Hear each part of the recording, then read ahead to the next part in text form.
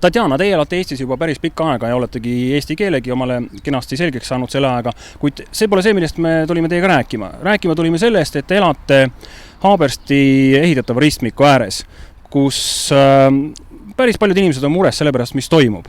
Ja kuna te olete pikka aega siin elanud, siis ilmselt olete õige inimene, kelle käest üldse küsida. Alustaks sellest, et kui kaua te siis juba elate siin selle Paldiski maantee ääres? Alates maja ehitamise ajast ja meie maja elanikud hakkasid siin elama 1977. aasta novembrikuust. Ja kuidas oli siis olukord selle haljastuse ja puudega? Väga hea olukord oli just sellepärast, et siin on jäetud terve riida neid vanad puud, nad olid juba siin ja nad väga hästi kaitsesid meie maja elanike tolmu, müra, bensiinigaasi vastu. Kas linnavalitsus võttis ka majaelanikega üldse ühendust või projekteerimisfirma, kui hakati seda teed siia ehitama? Absoluutselt ei ole.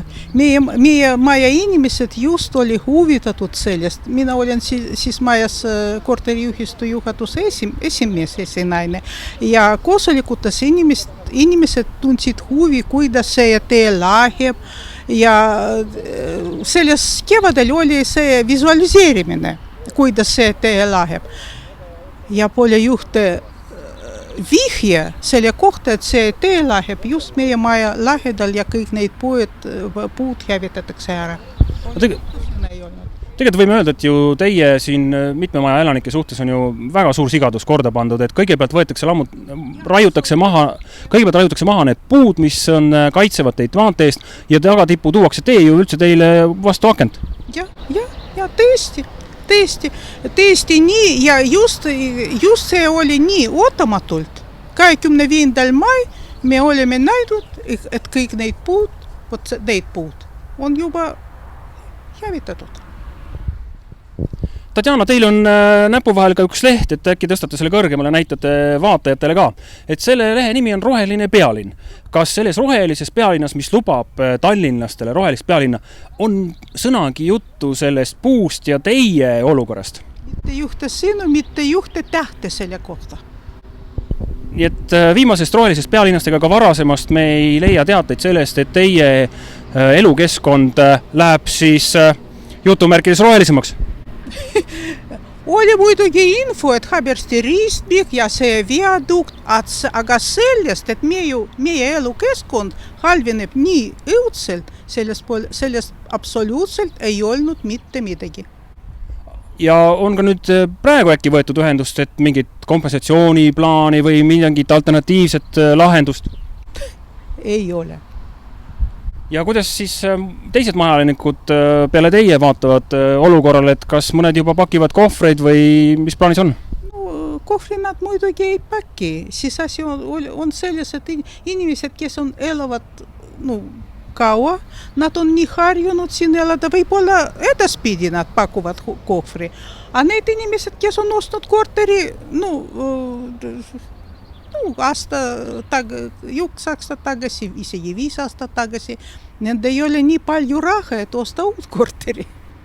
Kui mõelda nüüd tagasi selle nõukogude aja peale ja siis olid omad probleemid, aga tundub, et ega tänapäeval pole asi kohati parem, isegi vaata hullem, et siin vähemalt selle koha peal ju nõukogude ajal käituti selle lootusega paremini.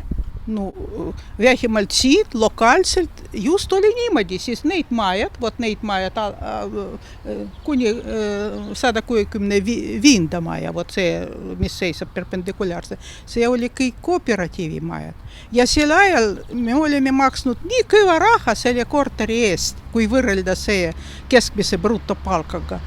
Ja muidugi just meile tehti niisugune kingitus, et oma raha eest me vähemalt elame normaalselt. Ja nüüd, kus pension on käes, siis te ei saa oma raha eest seda, mida te lootsite?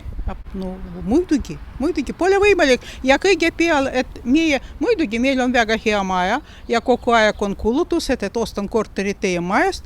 Praegu turuhind on oluliselt väheneb. Aga majaelanikud, olete ka niisuguse suurema seltskonnaga maha istunud ja arutanud, et äkki midagi ühiselt ette võtta?